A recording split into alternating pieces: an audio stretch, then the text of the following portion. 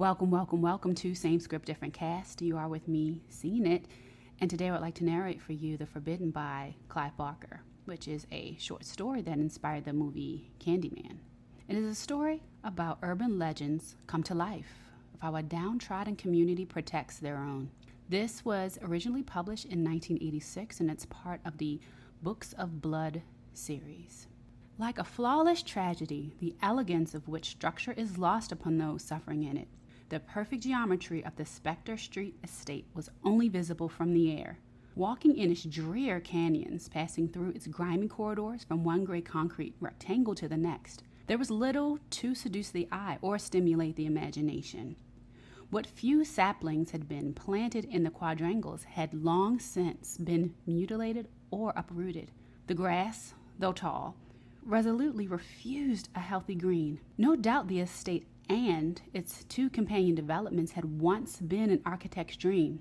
No doubt the city planners had wept with pleasure at a design which housed 3 and 36 persons per hectare, and still boasted space for a children's playground. Doubtless fortunes and reputations had been built upon Spectre Street, and at its opening fine words had been spoken of its being a yardstick by which all future developments would be measured.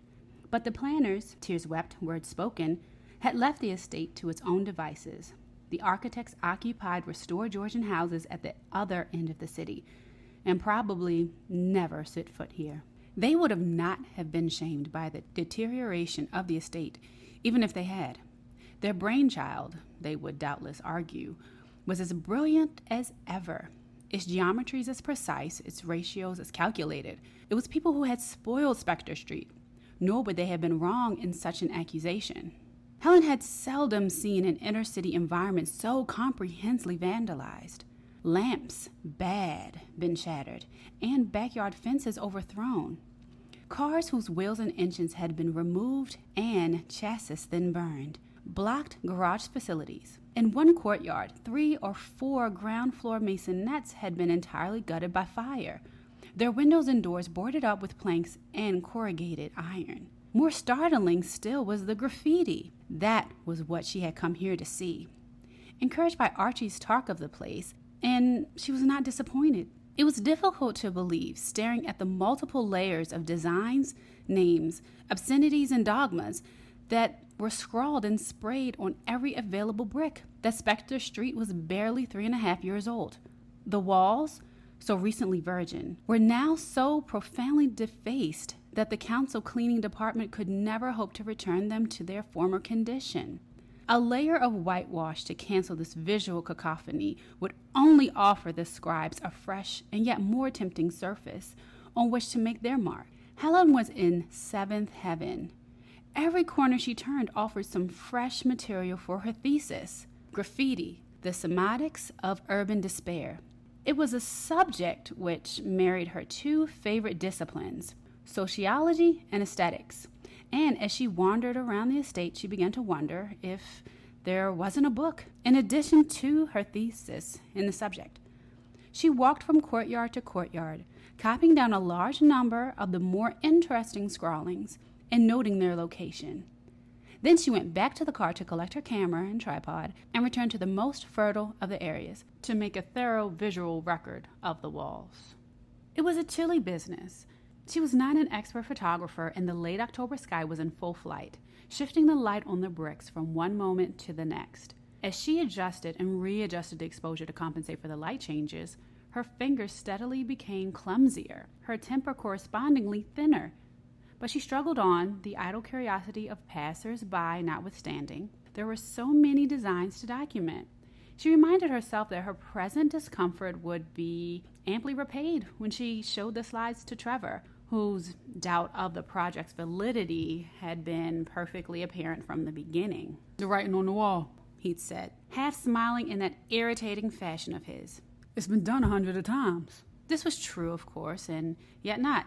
There certainly were learned works on graffiti, chock full of sociological jargon, cultural disenfranchisement, urban annihilation, but she flattered herself that she might find something amongst this litter of scrawlings that previously analysts had not. Some unifying convention, perhaps, that she could use as the linchpin of her thesis. Only a rigorous cataloging and cross-referencing of the phrases and images before her would reveal such a correspondence. Hence the importance of this photographic study. So many hands had worked here. So many minds left their mark, however casually.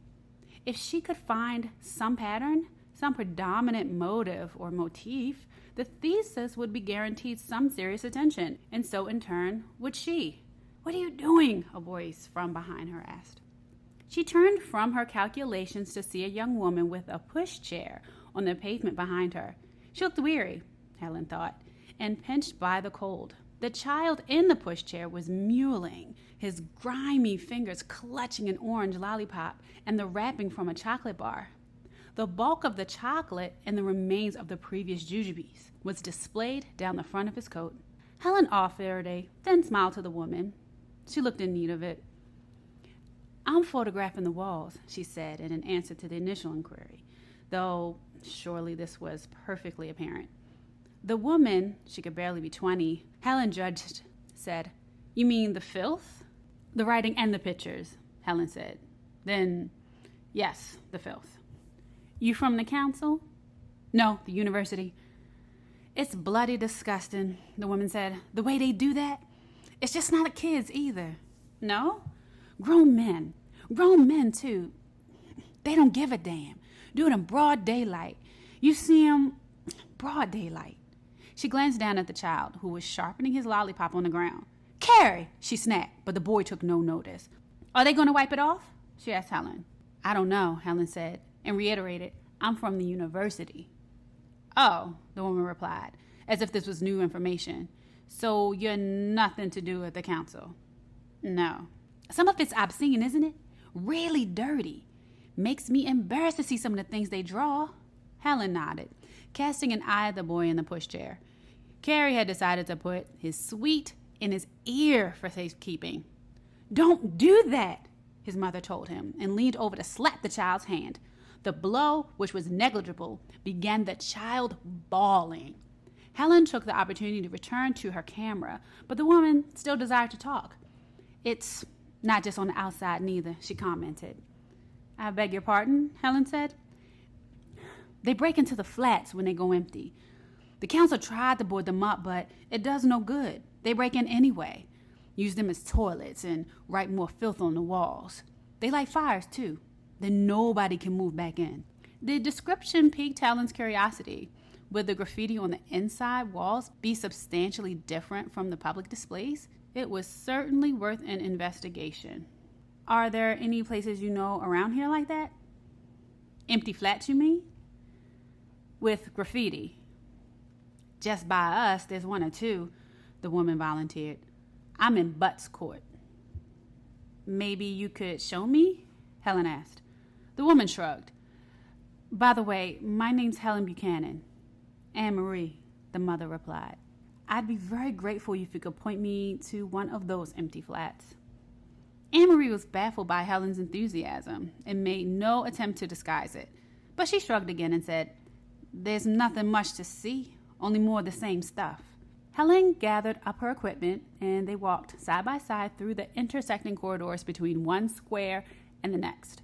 Though the estate was low-rise, each court only 5 stories high, the effect of each quadrangle was horribly claustrophobic.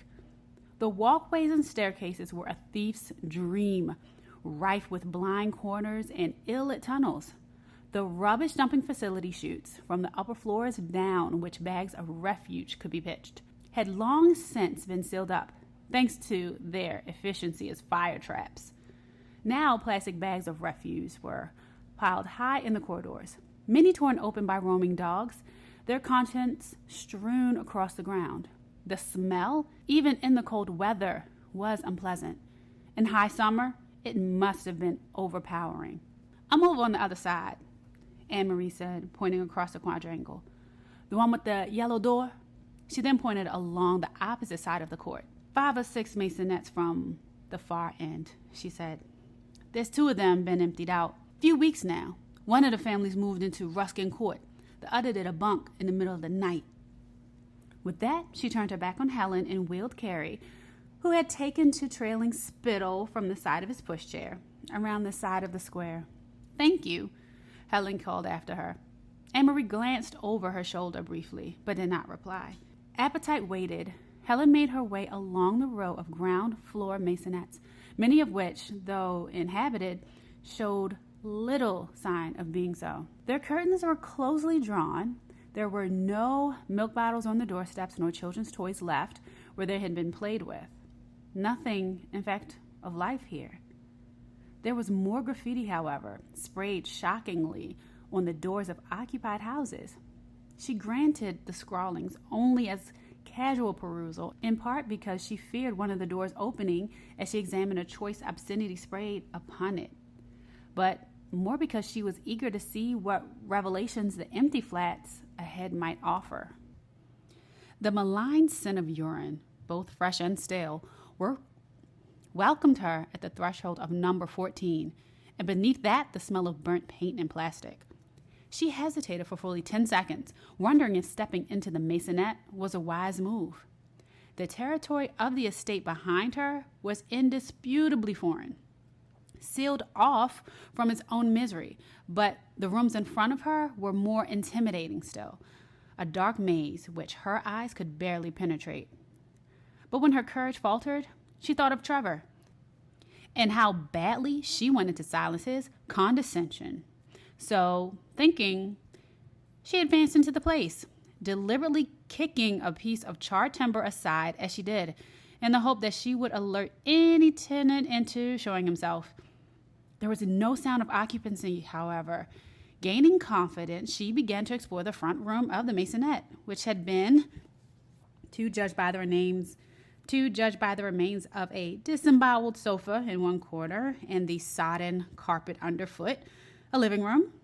The pale green walls were, as Anne-Marie had promised, extensively defaced, both by minor scribblers, content to their work in pen, or even more crudely in sofa charcoal, and by those with aspirations to public works, who had sprayed the walls in half a dozen colors. Some of the comments were of interest, though many had bad. Some of the comments were of interest, though many she had already seen on the walls outside. Familiar names and couplings repeated themselves, though she had never set eyes on these individuals. She knew how badly Fabian J. A.O.K. wanted to deflower Michelle, and that Michelle, in turn, had the hots for somebody called Mr. Sheen. Here, as elsewhere, a man called White Rat boasted of his endowment, and the return of the Syllabub brothers was promised in red paint. One or two of the pictures accompanying, or at least adjacent to, these phrases were of particular interest, and almost emblematic simplicity informed them. Beside the word Christos was a stick man with his hair radiating from his head like spines, and other heads impaled on each spine. Close by was an image of intercourse, so brutally reduced that at first, Helen took it to illustrate a knife plunging into a sightless eye. But fascinating as the images were, the room was too gloomy for her film, and she had neglected to bring a flash. If she wanted a reliable record of these discoveries, she would have to come again, and for now be content with a simple exploration of the premises.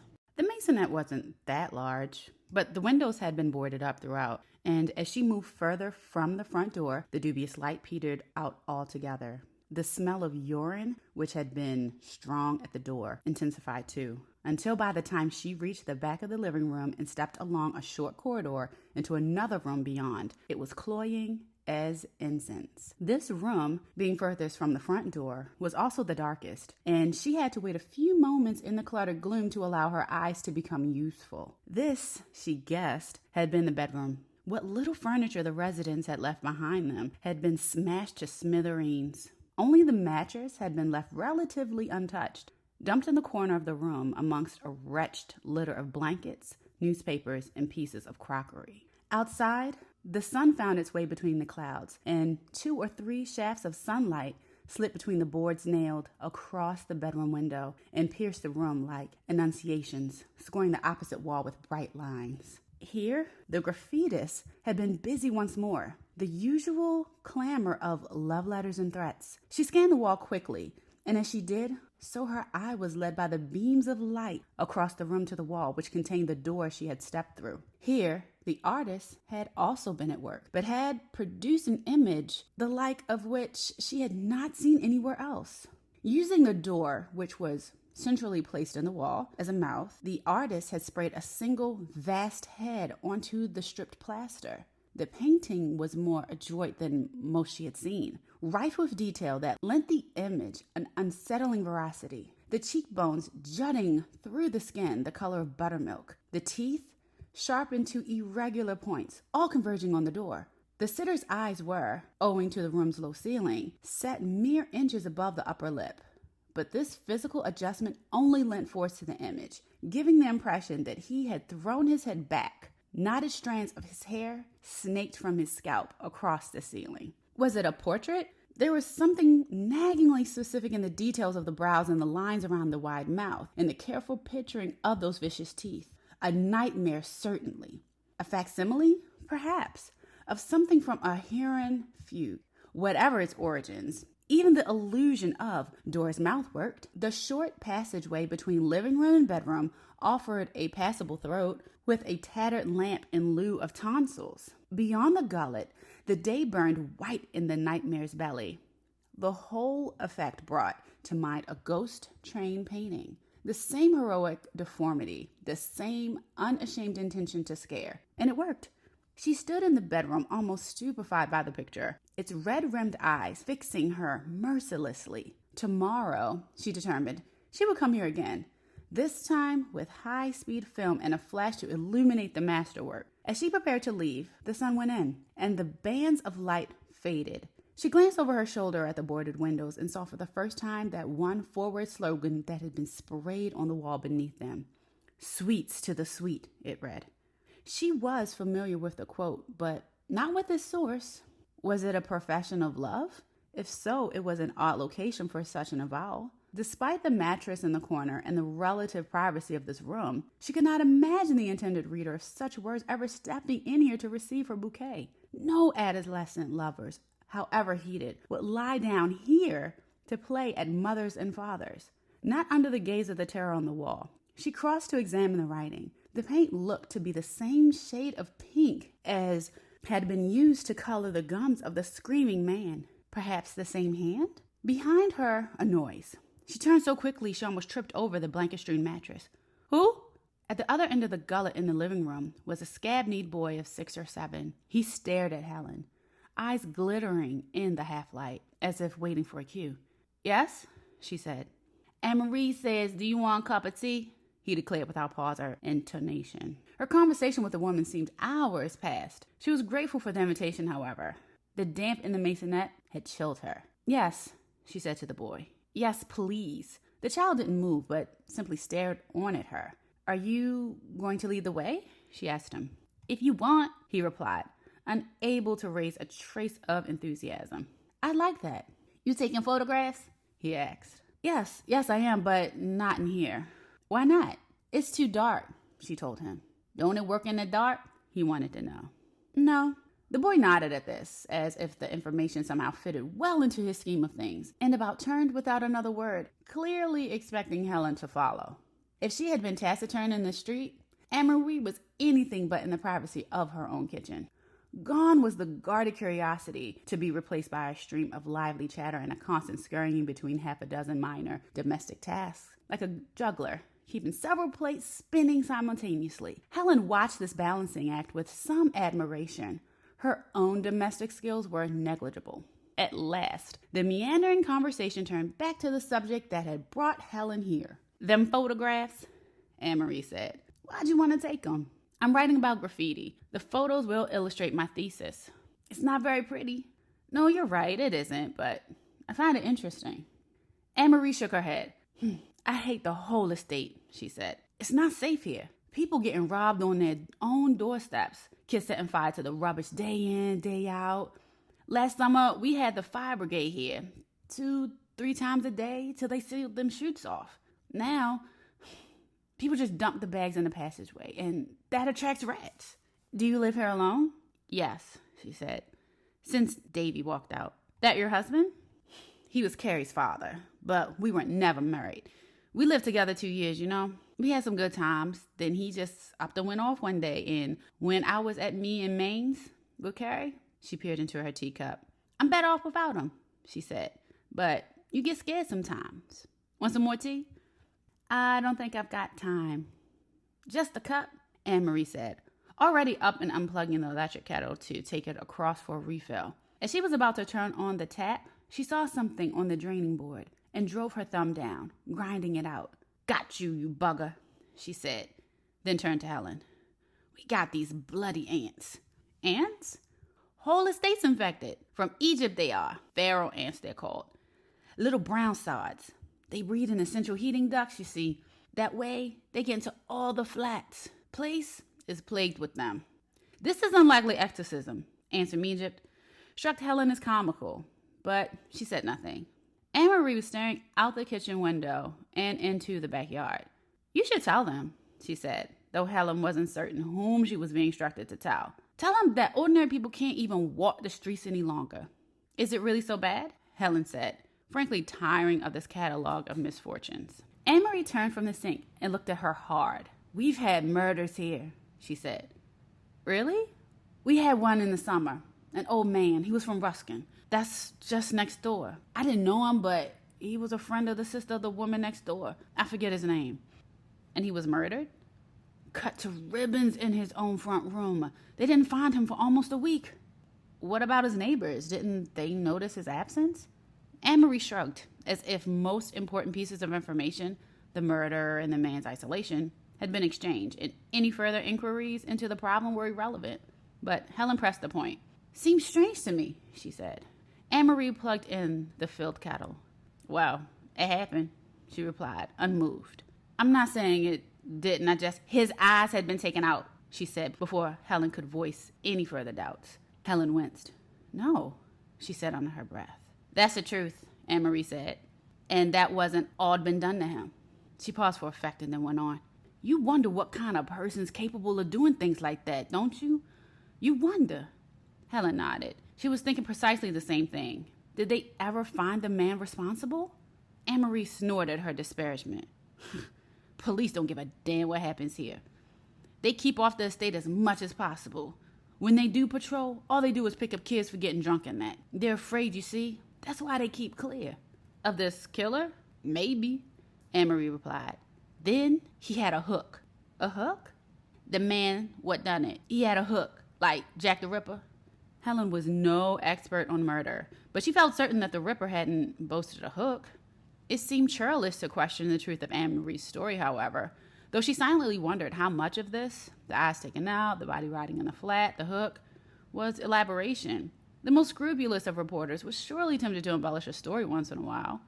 Anne-Marie had poured herself another cup of tea and was about to do the same for her guest. No, thank you, Helen said. I really should go. You married? Anne-Marie asked out of the blue. Yes, to a lecturer from the university. What's his name? Trevor. Anne-Marie put 2 heaped spoonfuls of sugar into her cup of tea.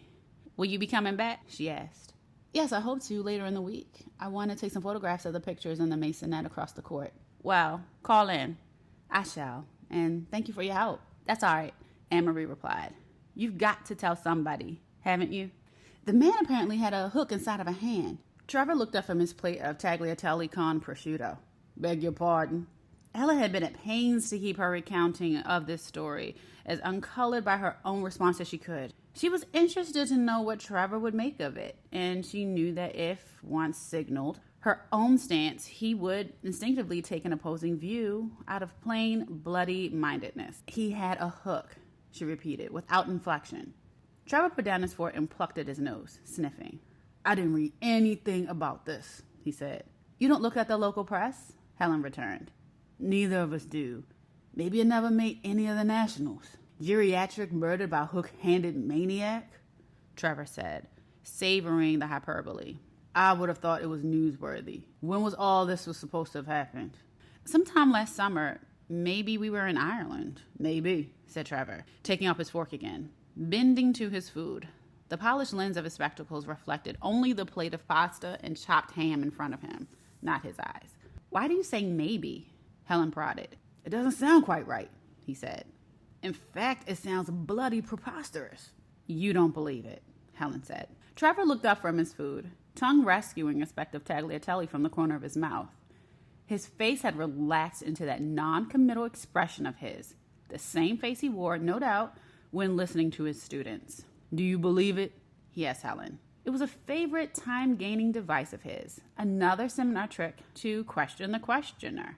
I'm not certain, Helen replied, too concerned to find some solid ground in the sea of doubts to waste energy scoring points. All right, forget the tale, Trevor said, deserting his food for another glass of red wine. What about the teller? Do you trust her?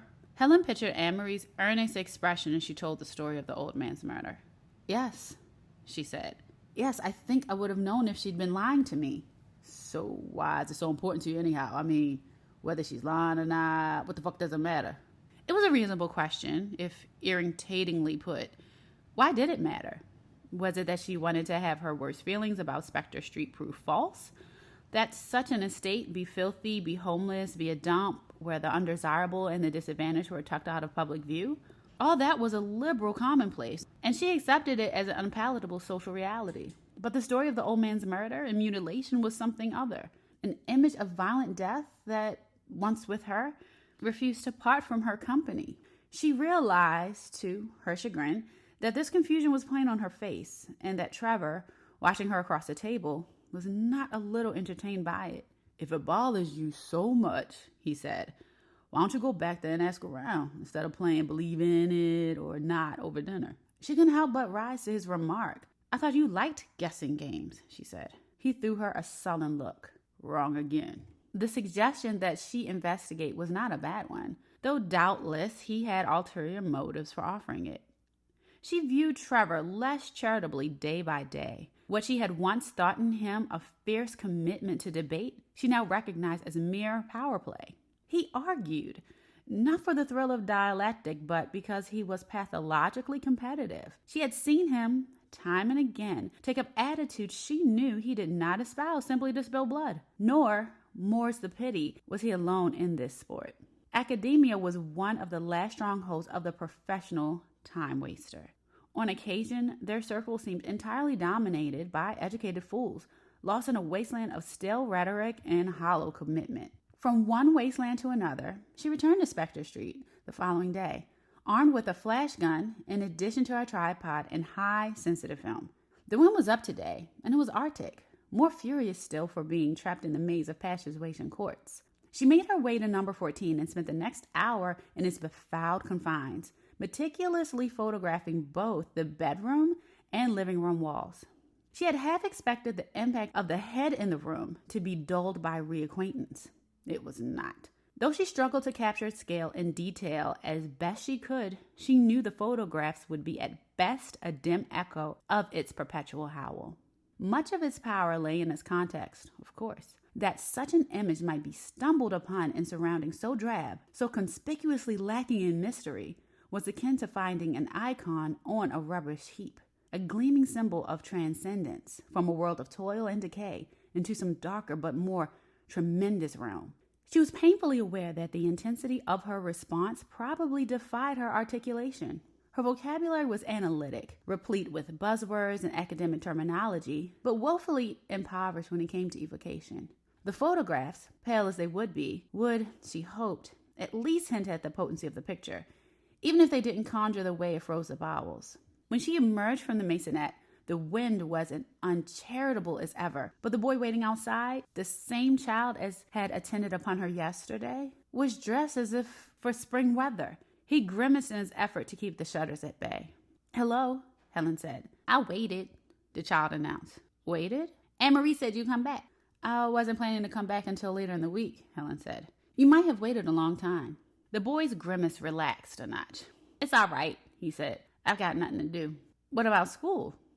Don't like it, the boy replied, as if unobliged to be educated if it wasn't to his taste. I see, said Helen, and began to walk down the side of the quadrangle. The boy followed. On the patch of grass at the center of the quadrangle, several chairs and 2 or 3 dead saplings had been impaled. "What's this?" she said, half to herself. "Bonfire night," the boy informed her. "Next week." "Of course. You going to see Anne Marie?" he asked. "Yes." "She's not in." "Oh, are you sure?" "Yeah." "Well, perhaps you can help me." She stopped and turned to face the child. Smooth sacks of fatigue hung beneath his eyes. "I heard about an old man who was murdered here," she said to him. "In the summer? Do you know anything about that?" "No." "Nothing at all? You don't remember anybody getting killed?" "No," the boy said again, with impressive finality. "I don't remember." "Well, thank you anyway." This time, when she retraced her steps back to the car, the boy didn't follow. But as she turned the corner out of the quadrangle, she glanced back to see him standing on the spot where she'd left him, staring after her as if she were a madwoman. By the time she had reached the car and packed the photographic equipment in the boot, there were specks of rain in the wind, and she was sorely tempted to forget she'd ever heard Anne-Marie's story and make her way home, where the coffee would be warm, even if the welcome wasn't. But she needed an answer to the question Trevor had put the previous night. "Do you believe it?" he'd asked when she told him the story. She hadn't known how to answer then, and she still didn't. Perhaps, why did she sense this? The terminology of verifiable truth was redundant here. Perhaps the final answer to his question was not an answer at all, only another question. If so, she had to find out. Ruskin Court was as forlorn as its followers, if not more so. It didn't even boast a bonfire. On the 3rd-floor balcony, a woman was taking washing in before the rain broke. On the grass in the center of the quadrangle, 2 dogs were absent-mindedly rutting, the fakir staring up at the blank sky. As she walked along the empty pavement, she set her face determinedly. A purposeful look, Bernadette had once said, deterred attack. When she caught sight of the 2 women talking at the far end of the court, she crossed over to them hurriedly, grateful for their presence. "Excuse me." The women, both in middle age, ceased their animated exchange and looked her over. "I wonder if you can help me." She could feel their appraisal and their disgust. They went undisguised.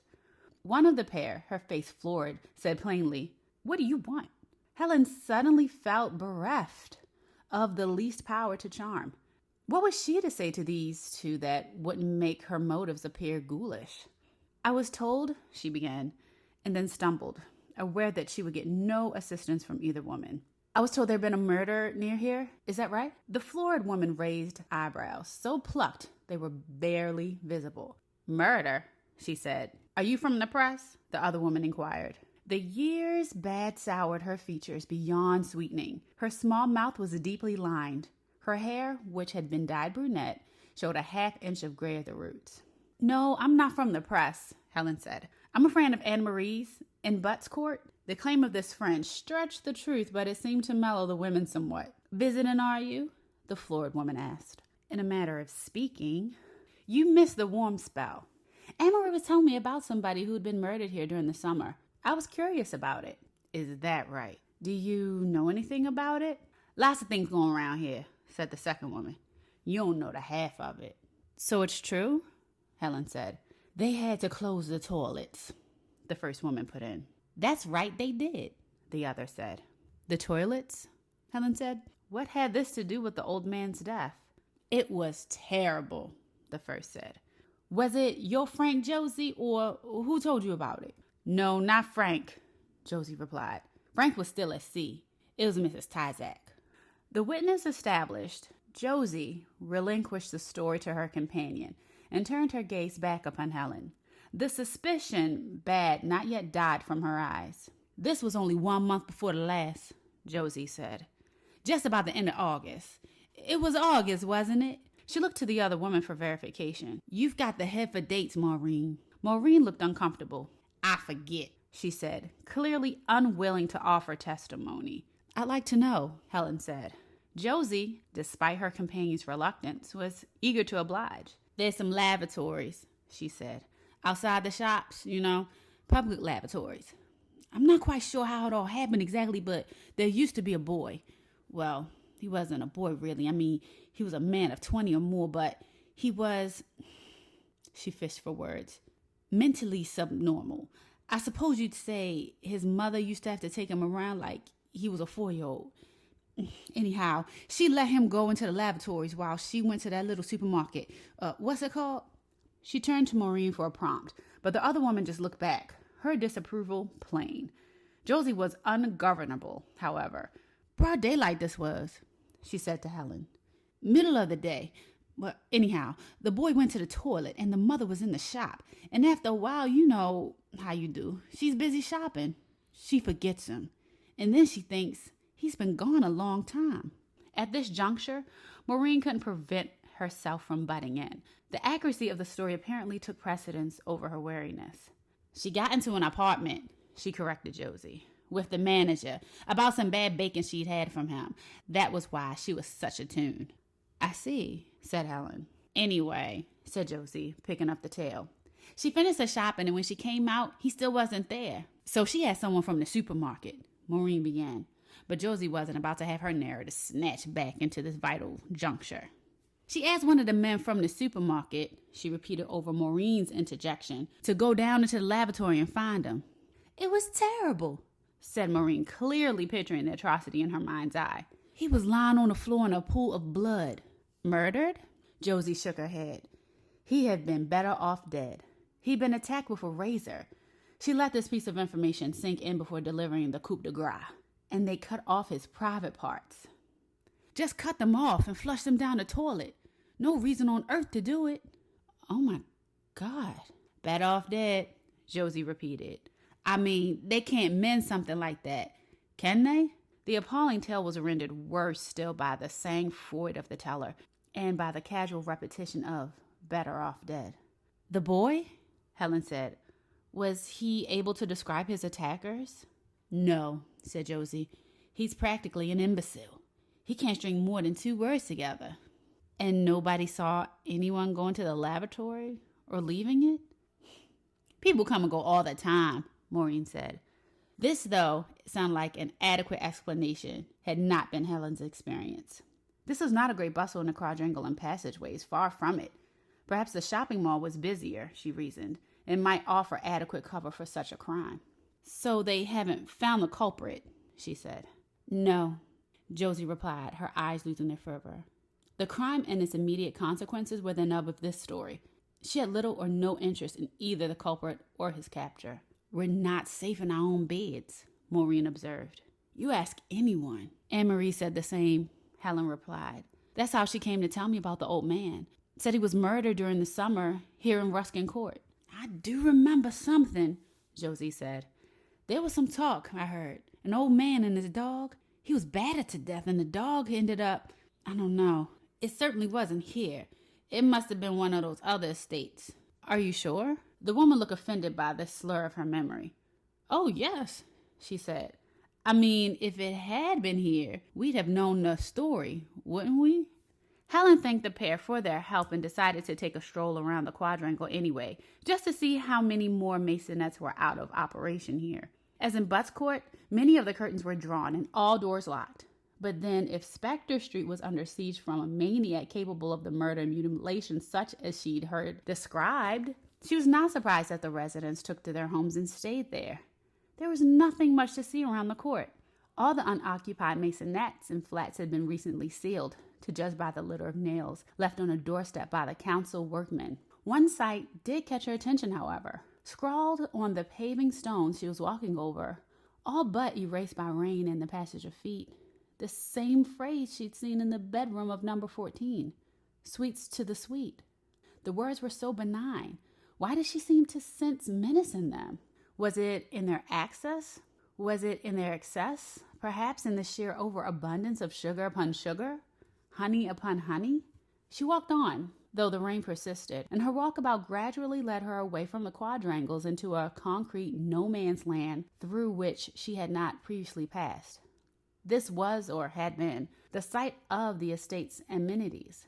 Here was the children's playground, its metal frame rise overturned, its sand pit fouled by dogs, its paddling pool empty, and here too were the shops. Several had been boarded up. Those that hadn't were dingy and unattractive.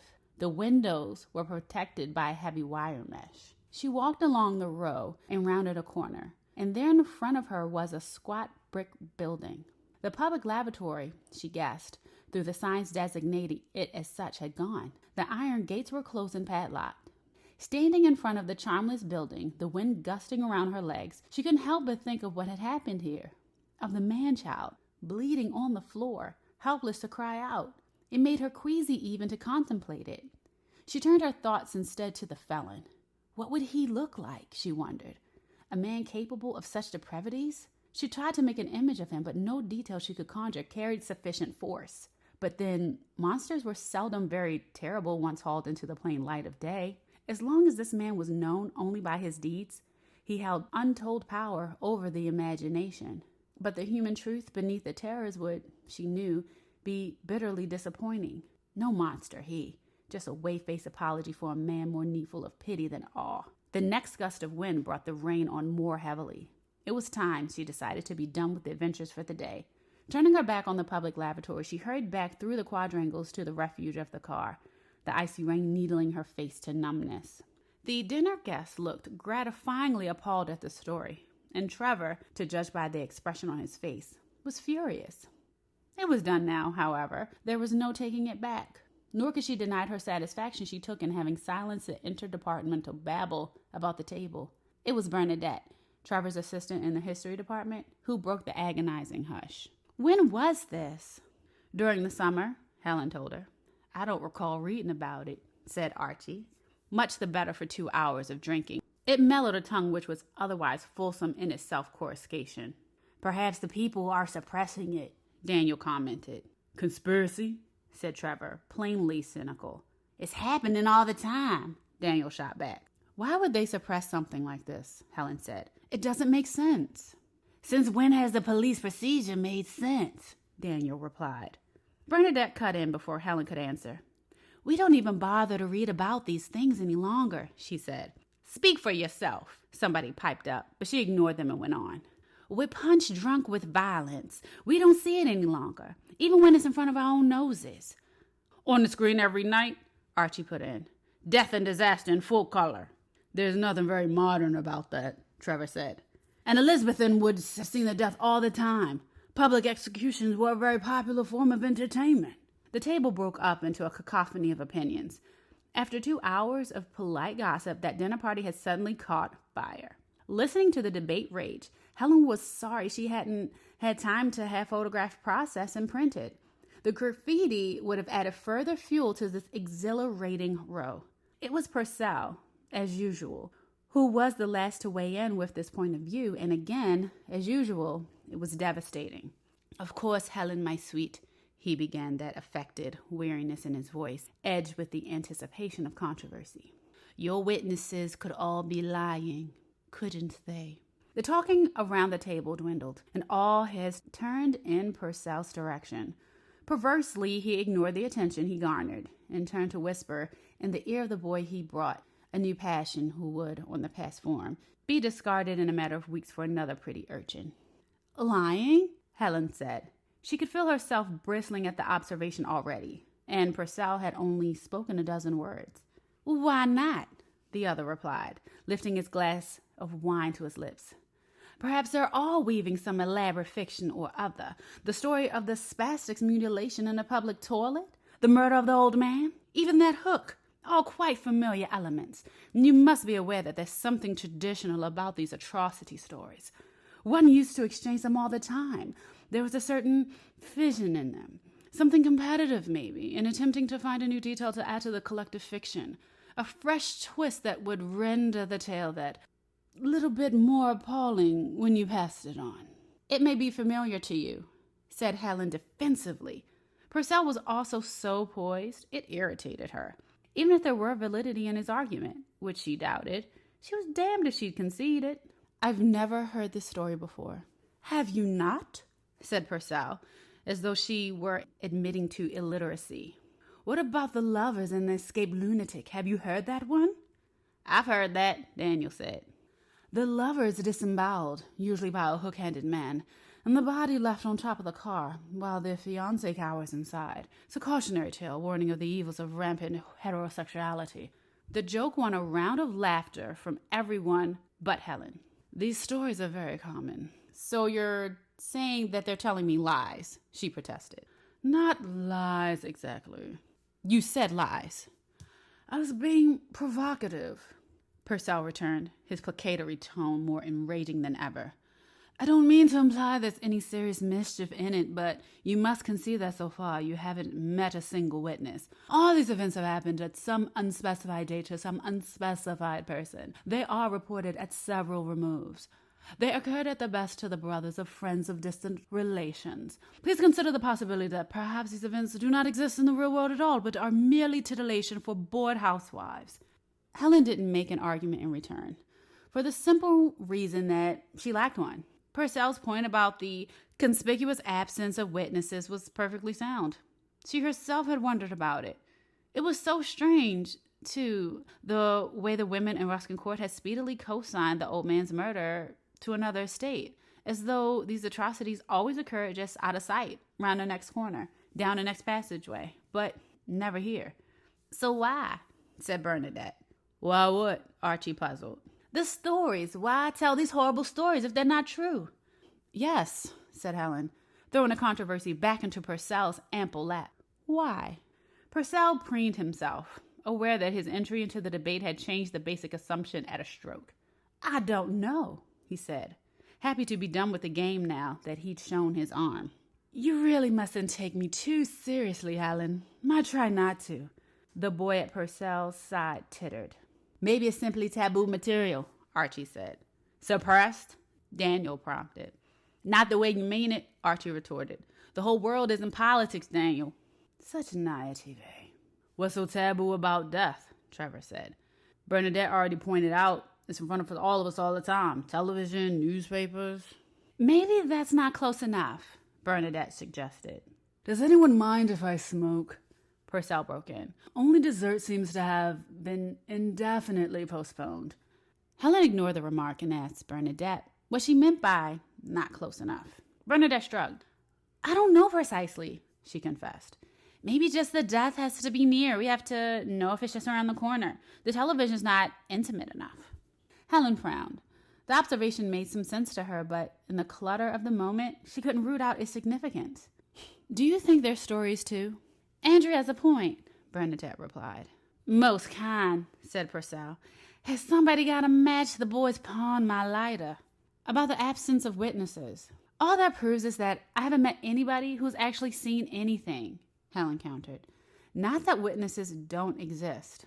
All right, said Purcell. Find me one. If you can prove to me that your atrocity monger actually lives and breathes, I'll stand everyone dinner at Apollinier's. How's that?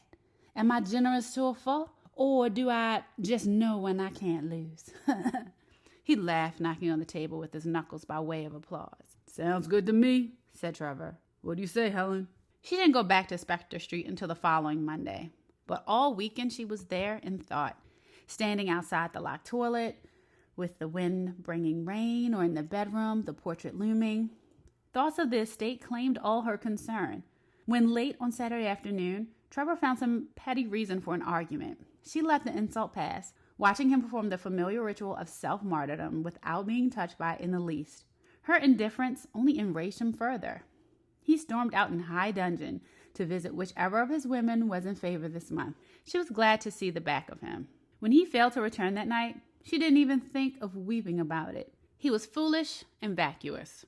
She despaired of ever seeing a haunted look in his dull eyes. And what worth was a man who could not be haunted? He did not return Sunday night either. And it crossed her mind the following morning, as she parked the car in the heart of the estate, that nobody even knew she had come, and that she might lose herself for days here and nobody be any the wiser, like the old man Anne-Marie had told her about, lying forgotten in his favorite armchair with his eyes hooked out, while the flies feasted and the butter went rancid on the table. It was almost bonfire night, and over the weekend the small heap of combustibles in Butts Court had grown to a substantial size. The construction looked unsound, but that didn't prevent a number of boys and young adolescents clambering over it and into it. Much of its bulk was made up of furniture, filched, no doubt from boarded-up properties. She doubted if it could burn for any time. If it did, it would go chokingly. 4 times on her way to Anne-Marie's house, she was waylaid by children begging for money to buy fireworks. "Penny for the guy," they'd say, though none had a guy to display. She had emptied her pockets of change by the time she reached the front door. Anne-Marie was in today, though there was no welcoming smile. She simply stared at her visitor as if mesmerized. "I hope you don't mind me calling." Anne-Marie made no reply. "I just wanted a word." "I'm busy," the woman finally announced. There was no invitation inside, no offer of tea. "Oh, well, it won't take more than a moment." The back door was open, and the drought blew through the house. Papers were flying about in the backyard. Helen could see them lifting into the air like vast white moths. "What do you want?" Anne-Marie asked. "Just to ask you about the old man." The woman frowned minutely. She looked as if she was sickening. Helen thought her face had the color and texture of stale dough. Her hair was lank and greasy. "What old man?" "Last time I was here, you told me about an old man who had been murdered. Do you remember?" "No." "You said he lived in the next court?" "I don't remember," Anne-Marie said. "But you distinctly told me." Something fell to the floor in the kitchen and smashed. Anne-Marie flinched but did not move from the doorstep, her arm bearing Helen's way into the house. The hallway was littered with child's toys, gnawed and battered. "Are you all right?" Anne-Marie nodded. "I've got work to do," she said. "And you don't remember telling me about the old man?" "You must have misunderstood," Anne-Marie replied, and then her voice hushed. "You shouldn't have come here. Everybody knows." "Knows what?" The girl had begun to tremble. "You don't understand, do you? You think people aren't watching?" "What does it matter? All I asked was, I don't know anything," Anne-Marie reiterated. "Whatever I said to you, I lied about it." "Well, thank you anyway," Helen said, too perplexed by the confusion of the signals from Anne-Marie to press the point any further. Almost as soon as she had turned from the door, she heard the lock snap closed behind her. That conversation was only one of several disappointments that morning brought. She went back to the row of shops and visited the supermarket that Josie had spoken of. There she inquired about lavatories and their recent history. The supermarket had only changed hands in the last month, and the new owner, a taciturn Pakistani, insisted that he knew nothing of when or why the lavatories had been closed. She was aware, as she made her inquiries, of being scrutinized by the other customers in the shop. She felt like a pariah. That feeling deepened when, after leaving the supermarket, she saw Josie emerging from the laundrette and called after her, only to have the woman pick up the pace and duck away into the maze of corridors. Helen followed, but rapidly lost both her query and her way. Frustrated to the verge of tears, she stood amongst the overturned rubbish bags and felt a surge of contempt for her foolishness. She didn't belong here, did she? How many times did she criticize others for their presumption in claiming to understand societies they had merely viewed from afar? And here was she, committing the same crime, coming here with her camera and her questions, using the lives and deaths of these people as fodder for party conversation. She didn't blame Anne-Marie for turning her back. Had she deserved better? Tired and chilled, she decided it was time to concede Purcell's point. It was all fiction, she had been told. They had played with her, sensing her desire to be fed some horrors, and she, the perfect fool, had fallen for every ridiculous word. It was time for her to pack up her credulity and go home. One call demanded to be made before she returned to the car, however. She wanted to look a final time at the painted head, not as an anthropologist amongst an alien tribe, but as a confessed ghost train rider, for the thrill of it. Arriving at number 14, however, the maisonette had been sealed up by conscientious council workmen. The door was locked, the front window boarded over. She was determined not to be so easily defeated, however. She made her way around the back of the butts court and located the yard of number 14 by simple mathematics. The gate was wedge closed from the inside, but she pushed hard upon it, and with effort on both parts, it opened. A heap of rubbish, rotted carpets, a box of rain-sodden magazines, and a denuded Christmas tree had blocked it. She crossed the yard to the boarded-up windows and peered through the slats of wood. It wasn't bright outside, but it was darker still within. It was difficult to catch more than the vaguest hint of the painting on the bedroom wall. She pressed her face close to the wood, eager for a final glimpse. A shadow moved across the room, momentarily blocking her view. She stepped back from the window, startled, not certain of what she'd seen. Perhaps merely her own shadow cast through the window? But then she hadn't moved. It had. She approached the window again more cautiously. The air vibrated. She could hear a muted whine from somewhere, though she couldn't be certain whether it came from inside or out. Again, she put her face to the rough boards, and suddenly, something leapt at the window. This time, she let out a cry.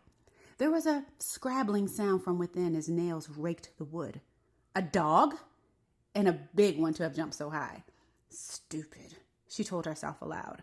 A sudden sweat bathed her. The scrabbling had stopped almost as soon as it had started, but she couldn't bring herself to go back to the window. Clearly, the workmen who had sealed up the mason net had failed to check it properly and incarcerated the animal by mistake. It was ravenous, to judge by the slavering she'd heard. She was grateful she hadn't attempted to break in. The dog, hungry, maybe half mad in the stinking darkness, could have taken out her throat. She stared at the boarded-up window. The slits between the boards were barely half an inch wide, but she sensed that the animal was up on its hind legs on the other side, watching her through the gap. She could hear its panting, now that her own breath was regularizing. She could hear its claws raking the sill. Bloody thing, she said. Damn well stay in there. She backed off towards the gate. Hosts of wood lice and spiders, disturbed from their nests by moving the carpets behind the gate, were scurrying underfoot, looking for a fresh darkness to call home.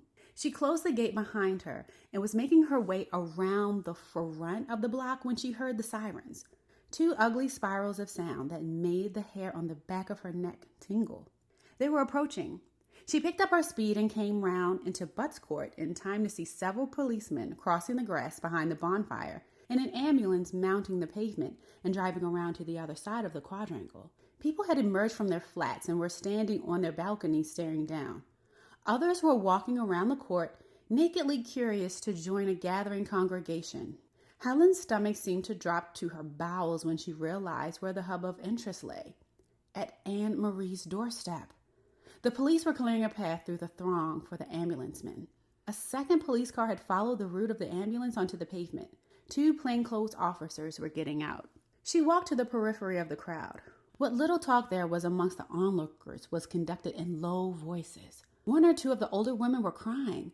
Though she peered over the heads of the spectators, she could see nothing. Turning to a bearded man, whose child was perched on his shoulders, she asked what was going on. He didn't know. Somebody dead, he'd heard, but he wasn't certain. Anne Marie? She asked. A woman in front of her turned and said, You know her? Almost awed as if speaking of a loved one. A little, Helen replied hesitantly. Can you tell me what's happened? The woman involuntarily put her hand to her mouth, as if to stop the words before they came. But here, nevertheless, the child, she said. Carrie? Somebody got into the house around the back, slit his throat. Helen felt the sweat come again. In her mind's eye, the newspapers rose and fell in Anne-Marie's yard. No, she said, just like that. She looked at the tragedian who was trying to sell her this obscenity and said, no, again. It defied belief, yet her denials could not silence the horrid compression she felt. She turned her back on the woman and paddled her way out of the crowd. There would be nothing to see. She knew. And even if there had been, she had no desire to look. These people, still emerging from their homes as the story spread, were exhibiting an appetite she was disgusted by. She was not of them, would never be of them. She wanted to slap every eager face into sense. Wanted to say, it's pain and grief you're going to spy on. Why? But she had no courage left. Revulsion had drained her of all but the energy to wander away, leaving the crowd to its sport. Trevor had come home. He did not attempt an explanation of his absence, but waited for her to cross-question him. When she failed to do so, he sank into an easy bonhomie that was worse than his expectant silence. She was dimly aware that his disinterest was probably more unsettling for him than the histrionics he had been anticipating. She couldn't have cared less. She tuned the radio to the local station and listened for news. It came shortly enough confirming what the woman in the crowd had told her. Carrie Latimer was dead. Person or persons unknown had gained access to the house via the backyard and murdered the child while he played on the kitchen floor. A police spokesman mouthed the usual platitudes, describing Carrie's death as an unspeakable crime, and the miscreant as a dangerous and deeply disturbed individual. For once, the rhetoric seemed justified, and the man's voice shook discernibly when he spoke of the scene that had confronted the officers in the kitchen of Anne-Marie's house. "Why the radio?" Trevor casually inquired when Helen had listened for news through 3 consecutive bulletins. She saw no point in withholding her experience at Spectre Street from him. He would find out sooner or later. Coolly, she gave him a bald outline of what happened at Butts Court. "This Anne-Marie is the woman you first met when you went to the state, am I right?" She nodded, hoping he wouldn't ask her too many questions. Tears were close, and she had no intention of breaking down in front of him. "So you were right?" he said. "Right? About the place having a maniac?" "No," she said. "No." "But the kid?" She got up and stood at the window, looking down 2 stories into the darkened street below. Why did she feel the need to reject the conspiracy theory so urgently? Why was she now praying that Purcell had been right and that all she'd been told had been lies? She went back and back to the way Anne-Marie had been when she'd visited her that morning, pale, jittery, expectant. She had been like a woman anticipating some arrival, hadn't she? Eager to shoo unwanted visitors away so she could turn back to the business of waiting. But waiting for what or whom? Was it possible that Anne-Marie actually knew the murderer? Had perhaps invited him into the house? "I hope they find the bastard," she said, still watching the street. "They will," Trevor replied. "A baby murderer, for Christ's sakes. They'll make it a high priority." A man appeared at the corner of the street, turned and whistled. A large elation came to heel, and the 2 sat down towards the cathedral. "The dog," Helen murmured. "What?" She had forgotten the dog and all that had followed. Now the shock she felt as it leapt at the window shook her again. "What dog?" Trevor pressed.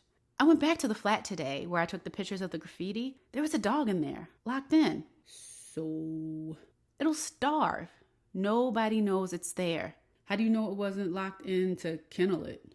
"It was making such a noise," she said. "Dogs bark," Trevor replied. "That's all they're good for." "No," she said very quietly, remembering the noises through the boarded window. "It didn't bark." "Forget the dog," Trevor said. "And the child. There's nothing you can do about it. You were just passing through." His words only echoed her own thoughts of earlier in the day, but somehow, for reasons that she could not find words to convey, that conviction had decayed in the last hours.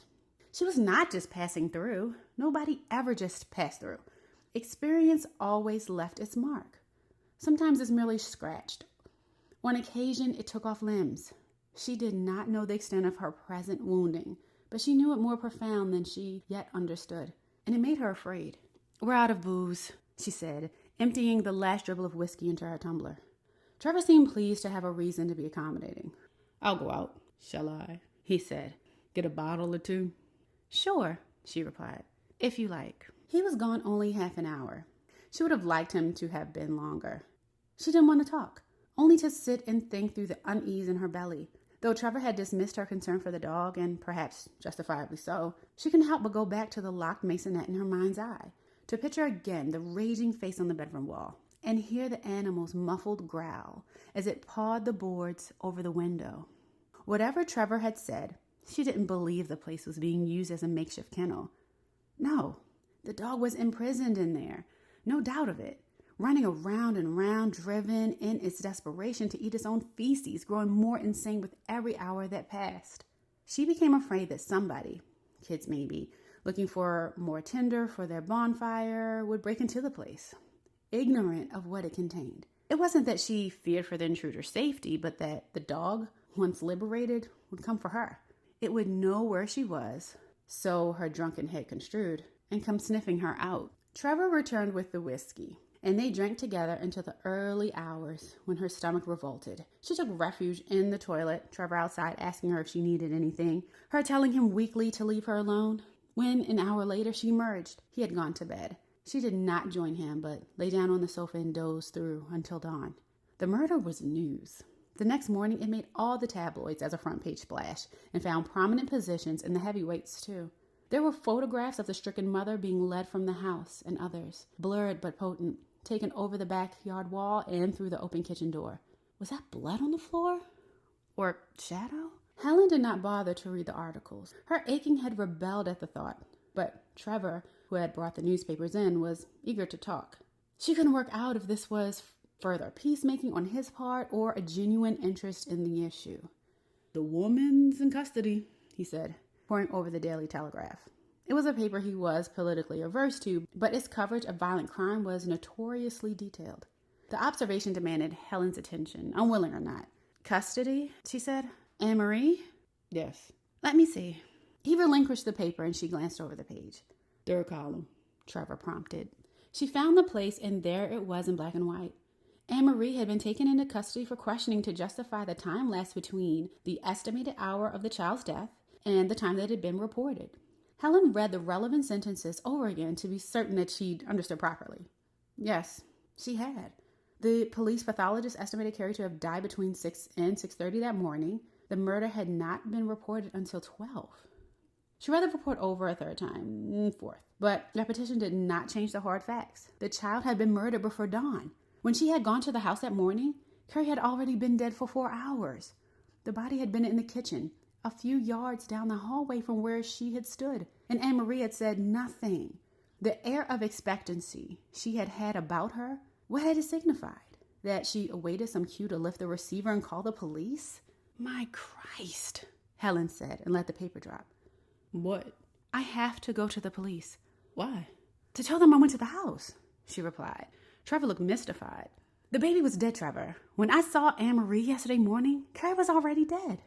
She rang the number given in the paper for any persons offering information, and a half an hour later, a police car came to pick her up. There was much that startled her in the 2 hours of interrogation that followed, not least the fact that nobody had reported her presence of the estate to the police, though she had surely been noticed. "They don't want us to know," the detective told her. "You'd think a place like that would be swarming with witnesses. If it is, they're not coming forward. A crime like this..." "Is it the first?" she said. He looked at her across a chaotic desk. "First?" "I was told some stories about the estate. Murders. This summer?" The detective shook his head. "Not to my knowledge. There's been a spat of muggings. One woman was put in the hospital for a week or so, but no murders." She liked the detective. His eyes flattered her with their lingering, and his face with their frankness. Past caring whether she sounded foolish or not, she said, "Why do they tell lies like that? About people having their eyes cut out? Terrible things." The detective scratched his long nose. "We get it too," he said.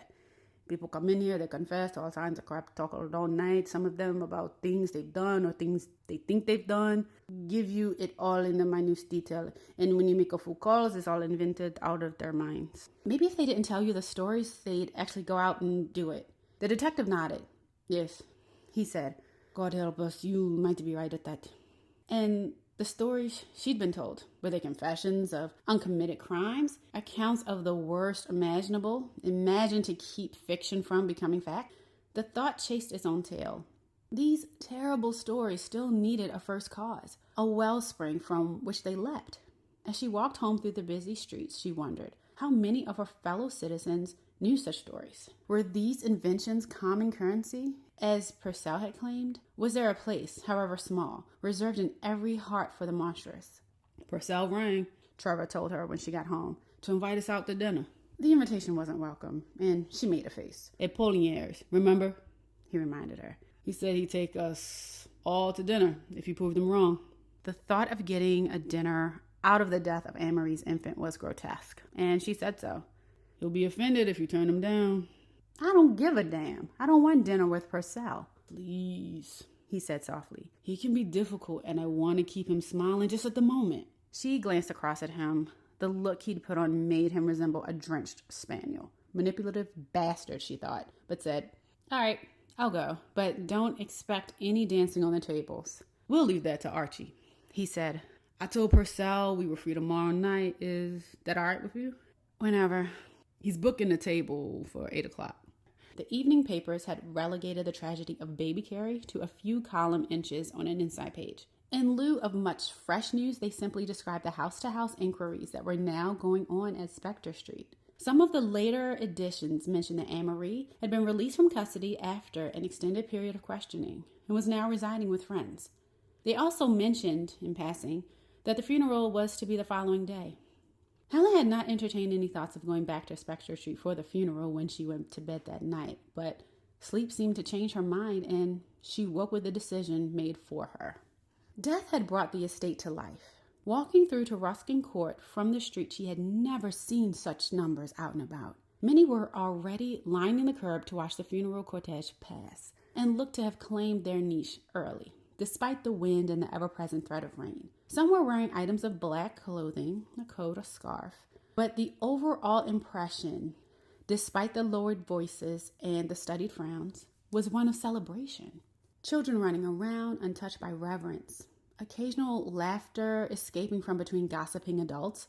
Helen could feel an air of anticipation which made her spirits, despite the occasion, almost buoyant. Nor was it simply the presence of so many people that reassured her. She conceded to herself, happy to be back here in Spectre Street. The quadrangles, with their stunted saplings and their gray grass, were more real to her than the carpeted corridors she was used to walking. The anonymous faces on the balconies and streets meant more than her colleagues at the university. In a word, she felt home. Finally, the cars appeared, moving to a snail's pace through the narrow streets. As the hearse came into view, its tiny white casket decked with flowers, a number of women in the crowd gave quiet voice to their grief. One onlooker fainted. A knot of anxious people gathered around her. Even the children were stilled now. Helen watched, dry-eyed. Tears did not come very easily to her, especially in company. As a second car, containing Anne-Marie and 2 other women, drew level with her, Helen saw that the bereaved mother was also eschewing any public display of grief. She seemed, indeed, to be almost elevated by the proceedings, sitting upright in the back of the car, her pallid features the source of much admiration. It was a sour thought, but Helen felt as though she was seeing Anne-Marie's finest hour, the one day in an otherwise anonymous life in which she was the center of attention. Slowly, the cortege passed by and disappeared from view. The crowd around Helen was already dispersing. She detached herself from the few mourners who still lingered at the curb and wandered from the street into Butt's Court. It was her intention to go back to the locked maisonette to see if the dog was still there. If it was, she would put her mind at rest by finding one of the estate caretakers and informing him of the fact. The quadrangle was unlike the other courts, practically empty. Perhaps the residents, being neighbors of Anne-Marie's, had gone on to the crematorium for the service. Whatever the reason, the place was eerily deserted. Only children remained, playing around the pyramid bonfire, their voices echoing across the empty expanse of the square. She reached the maisonette and was surprised to find the door open again, as it had been the first time she'd come there. The sight of the interior made her lightheaded. How often in the past several days had she imagined standing here, gazing into the darkness? There was no sound from inside. The dog had surely run off, either that or died. There could be no harm, could there? In stepping into the place one final time, just to look at the face on the wall and its attendant slogan, "Sweets to the sweet." She had never looked up the origins of that phrase. No matter, she thought. Whatever it had stood for once, it was transformed here, as everything was, herself included. She stood in the front room for a few moments to allow herself time to savor the confrontation ahead. Far away behind her, the children were screeching like mad birds. She stepped over a clutter of furniture and towards the short corridor that joined living room to bedroom, still delaying the moment. Her heart was quick in her. A smile played on her lips.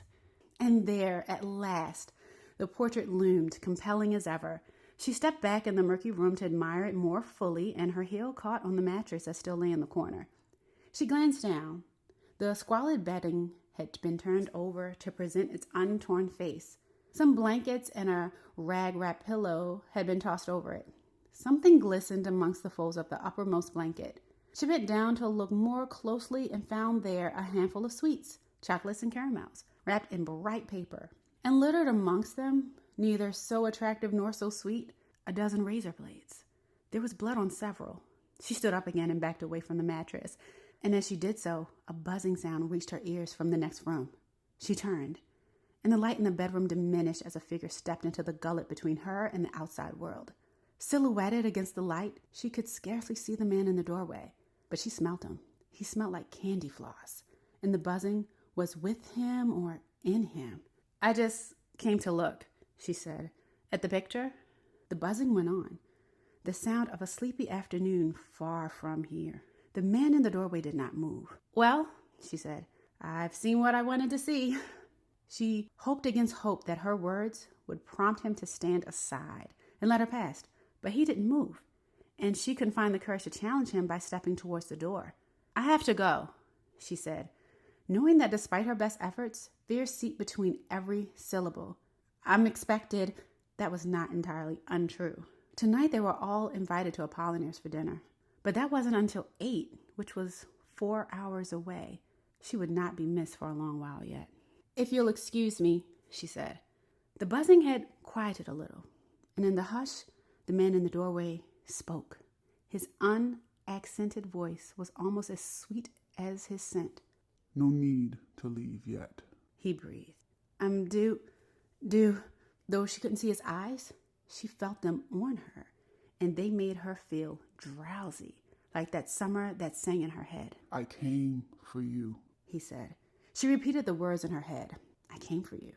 If they were meant as a threat, they certainly weren't spoken as one. I don't know you, she said. No, the man murmured. But you doubted me. Doubted? You weren't content with the stories, with what they wrote on the wall, so I was obliged to come. The drowsiness slowed her mind to a crawl, but she grasped the essentials of what the man was saying. That he was legend, and she, in disbelieving him, had obliged him to show his hand. She looked, now down at those hands. One of them was missing. In its place, a hook. There will be some blame, he told her. They will say your doubts shed innocent blood. But I say, what's blood for, if not for shedding? And in time the scrutiny will pass. The police will leave, the cameras will be pointed at some fresh horror, and they will be left alone to tell stories of the Candyman again. Candyman, she said. Her tongue could barely shape that blameless word. I came for you. He murmured so softly that seduction might have been in the air. And so saying, he moved through the passageway and into the light. She knew him, without doubt.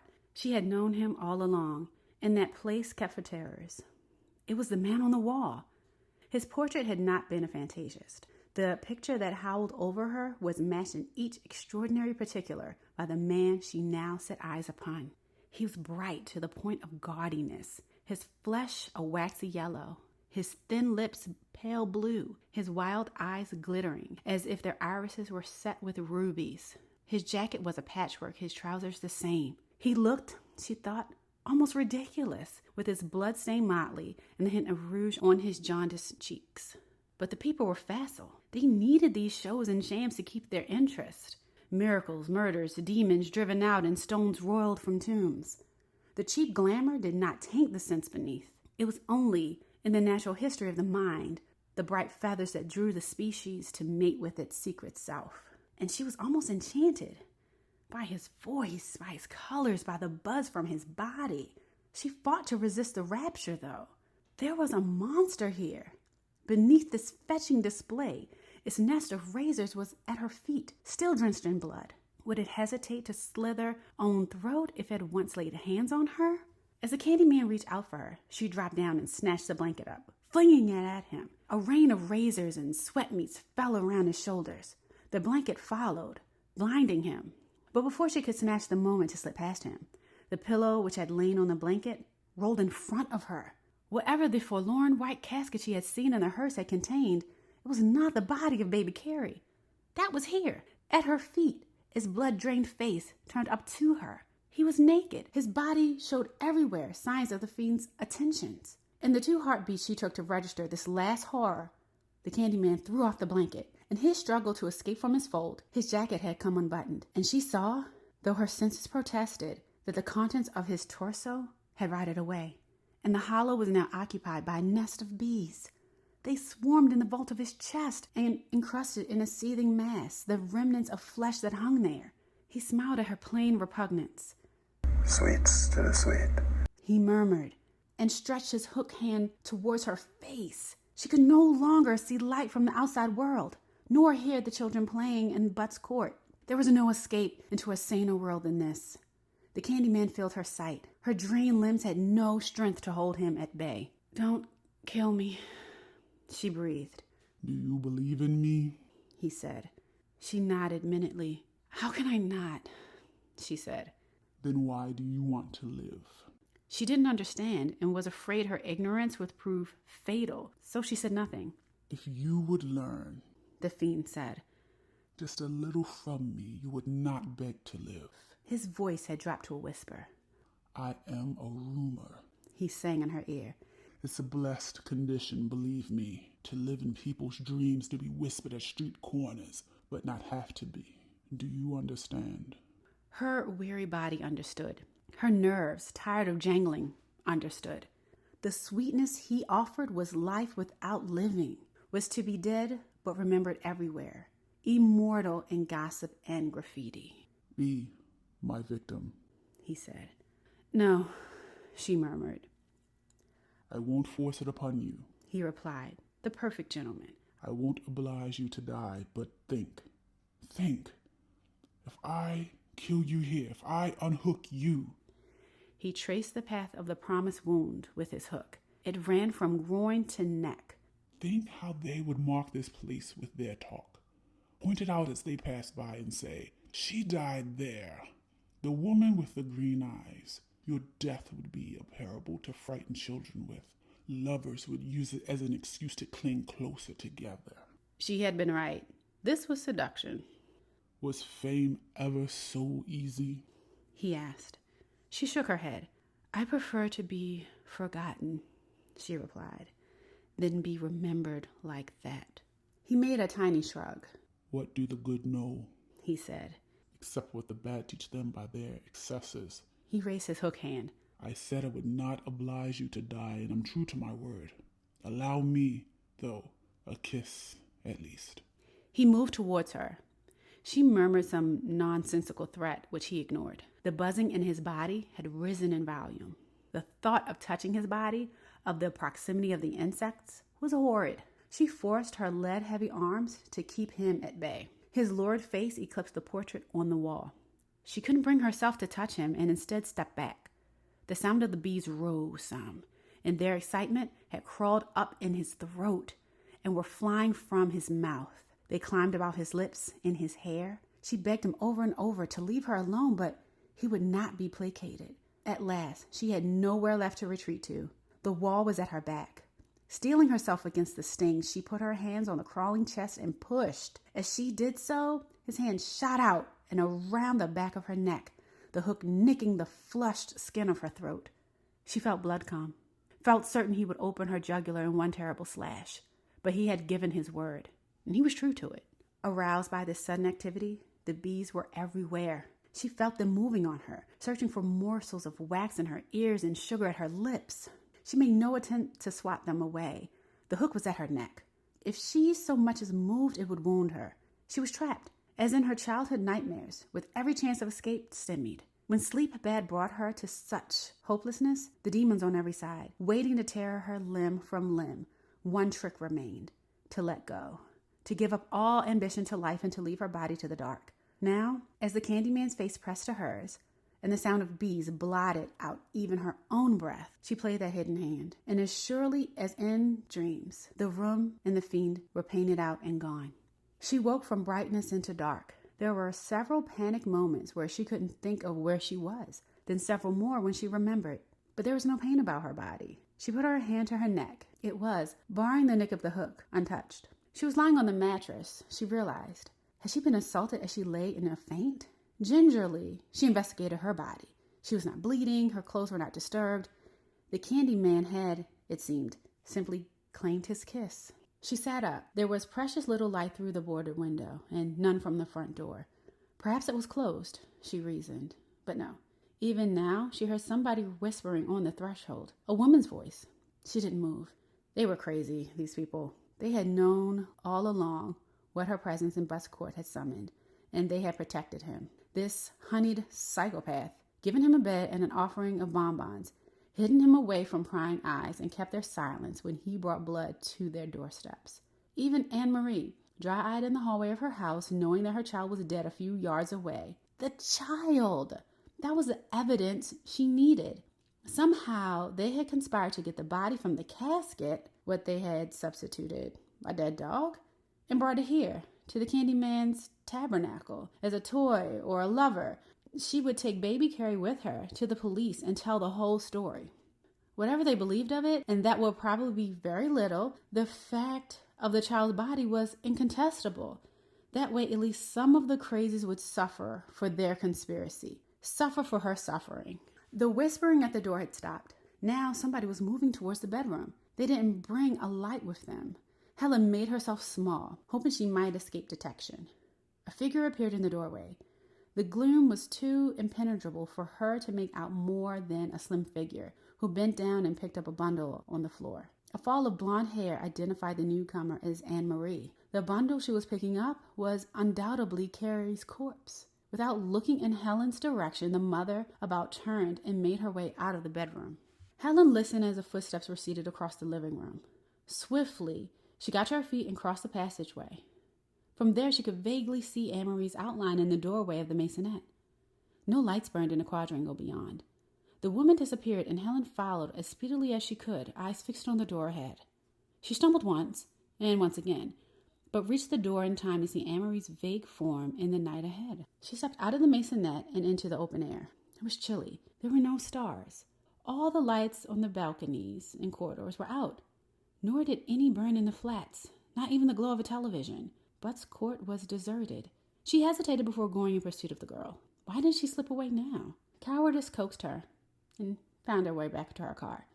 But if she did that, the conspirators would have time to conceal the child's body. When she got back here with the police, there would be sealed lips and shrugs, and she would be told she had imagined the corpse and the Candyman. All the terrors she had tasted would recede into rumor again, into words on a wall. And every day she lived from now on, she would loathe herself for not going in pursuit of sanity.